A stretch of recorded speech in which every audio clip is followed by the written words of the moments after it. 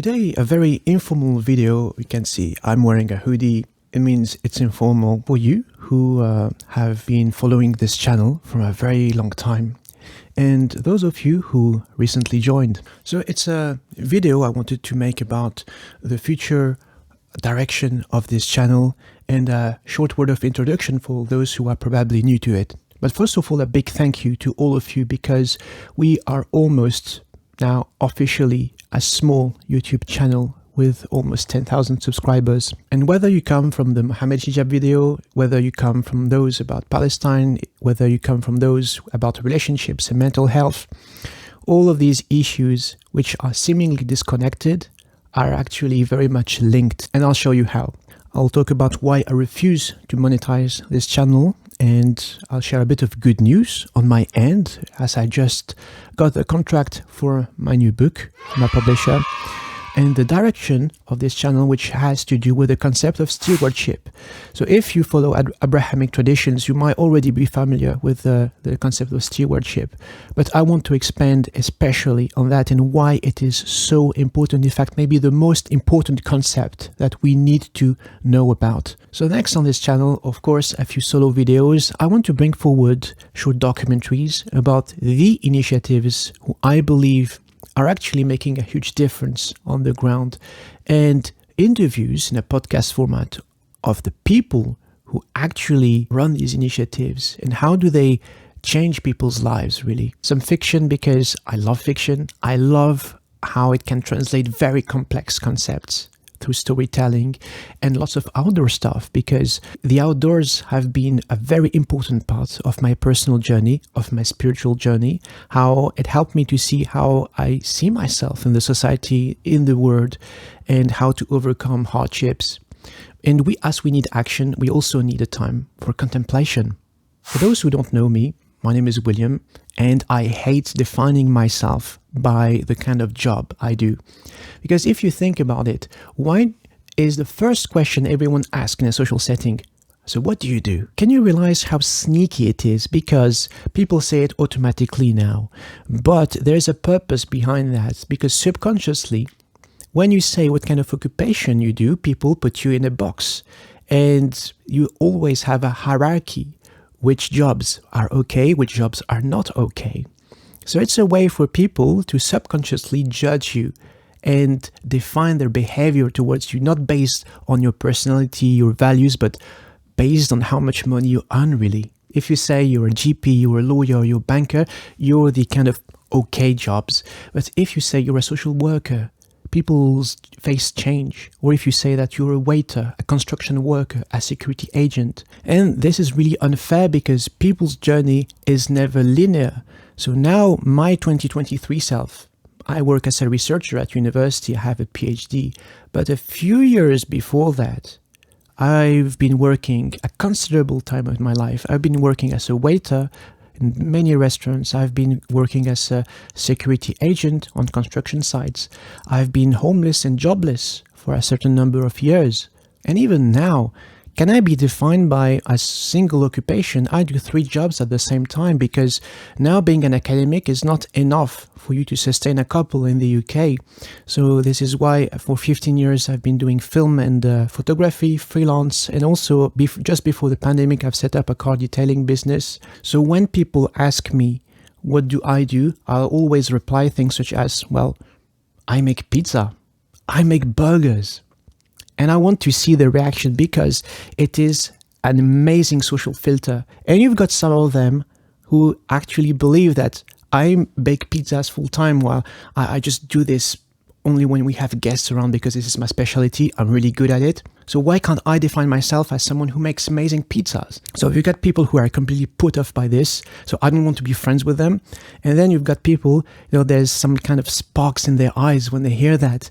And yeah, these are the people I want to keep as friends. In terms of identity, I was born from Polish parents. They moved from Poland to France separately in the 80s. They met in France. I was born there, raised there, and 26 years of my life spent in that country.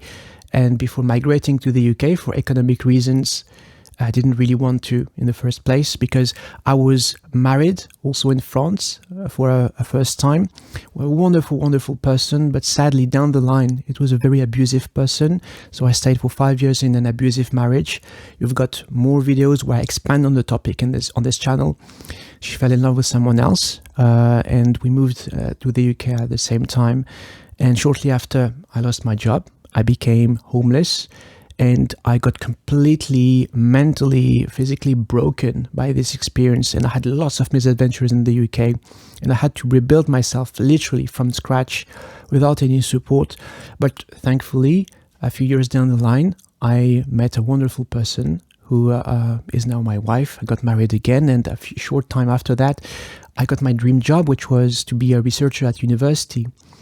But sadly, I suffered from burnout last year, and I had to take an unpaid leave because I'm not eligible to any kind of paid leave for that.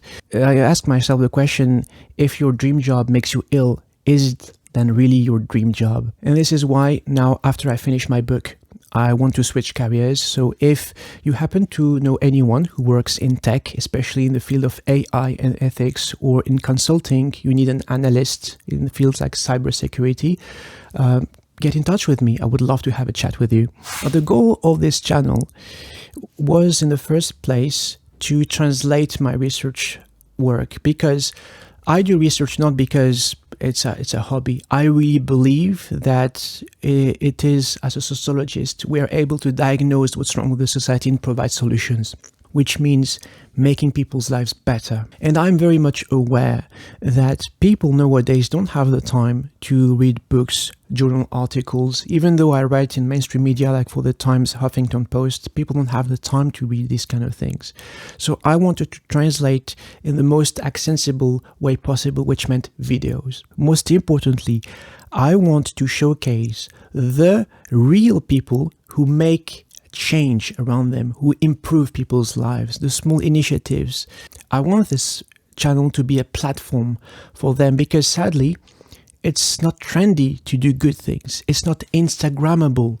It's not controversial. It doesn't provide either money or dopamine hits. But if you want to know how to make your life better, if you want to improve society, you have to look at these people. And I bet most of you would never have heard of them in the media or anywhere else. And this is why I've been slowly building my audience with sometimes some stupid reaction videos, because I don't want them to speak into the void. And this is why this channel is not monetized, although I'm eligible, but I will never monetize them, because I don't want to pollute my videos with some ads not related to this kind of topic, or people to be interrupted. And I don't want to have my hands tied behind my back with some sponsorships. So to be transparent, I've received now 2-3 sponsorship offers, which were very interesting in terms of money. But why would I be sponsored by products I don't use or I don't need? Why would I recommend them? So I believe that knowledge should be accessible with no strings attached. And to be very honest, most of the knowledge I produce, it's nothing really new apart from the things I observe. It's if you read enough books, articles, if you look around yourself, these are the things you can easily find for free on the internet. I'm okay with charging companies for me to advise them, and there's decent money to be made. But why would I charge random people? It's maybe for some people, YouTube is the only access to knowledge. And I believe that just like we have a duty with our wealth to share it with those who do not have any kind of wealth, whether it is for them to access food, healthcare, education, why wouldn't we have the same duty with any kind of privilege we have, whether it is knowledge, network, skills? So the same as I give part of my money every year to the people who need it the most, I do the same with my knowledge, because I feel that the people who do not have access to this knowledge have a right over me. And if I withhold this knowledge, I'll be held to account for that. The good news for me in these recent and difficult weeks is that my book, my second book ever, has been accepted for publication by Oxford University Press, which, to be honest, is a proper miracle. I finished writing it 3 years ago, but the publishing processes in academia can be extremely long and difficult. So it is about faith-based grassroots charities. Why grassroots charities? Because, when you ask yourself how to improve my own life, can I improve my the society, my community, we need to look at people who think outside of the box. Just like with hiking, you know that the most beautiful things are often way out of the beaten tracks. So where do you find these gems? It is in the margins of the society, which means people who are usually at the lowest of the socio-economic ladder. It's people, sometimes a group of friends, sometimes single-handedly, who don't have any resources, finances, networks, connections, but still are able to build wonderful things, whether it is setting up an alternative media, a soup kitchen for the homeless, a community hub, initiatives about mental health, initiatives about the environment, hiking groups, initiatives about the preservation of culture and heritage. It is fascinating. Although they have materially almost nothing, for years and years, they keep doing these things because they believe in it. And this is why thinkers like bell hooks say that the margins are spaces of infinite possibilities. Because when we have nothing, and I've been there in a situation, where I didn't have a penny to my name, I was struggling to find food, to find work, I didn't have an accommodation, your mind is forced to become very, very creative. Just like a mountain guide who first hikes on his own is able to tell the other people, look, these are the obstacles you need to avoid. This is the equipment you need. This is how you should pace yourself, and so on. They become, in a way, mountain guides of the society. And even if we focus on people of specific faiths, beliefs, cultures, and ethnicities, their work speak to everyone universally, because we're talking about universal values such as trust, such as consensus, consultation, compassion, justice, liberation, autonomy, interdependence, and stewardship. Stewardship is this idea that we have been entrusted this word. We have been entrusted the plants, the rocks, the animals, and the people around us. If you come from a faith perspective, you may believe that this is something God has entrusted us with. But again, with a non-belief perspective, we can think we have been entrusted these things by the previous generation, and we have a duty towards the next generation. And because we live in an ecosystem, we don't live in a vacuum. If we want to improve our lives, we need to improve the lives of those around us. If you want to flourish, you need to figure out how can your kids, your parents, your friends, your spouse flourish as well. Many researchers would say that we are still very much in a colonial age. We are under the influence of empires. Although the geographic empires of the past, such as the British Empire, the French Empire, have fallen, and empires are not defined by borders and geography anymore, except maybe in a few situations on the globe. They are very much defined by social and cultural pressures they inflict on people. And this is why some people talk about the empires of the mind. And how come it is possible that everywhere on the globe, whether it is east, west, north, and south, people sometimes think the same, behave the same, we see the same patterns, same norms, the same expectations. And a lot of work has been done in the past century about how do we, resist these forms of empires. But I want to ask further questions. How is it possible for us to heal on an individual and collective level? Because this is a society that harms people. And when we're healed, how is it possible for us to then flourish? So since 2009, I have been working with Muslims.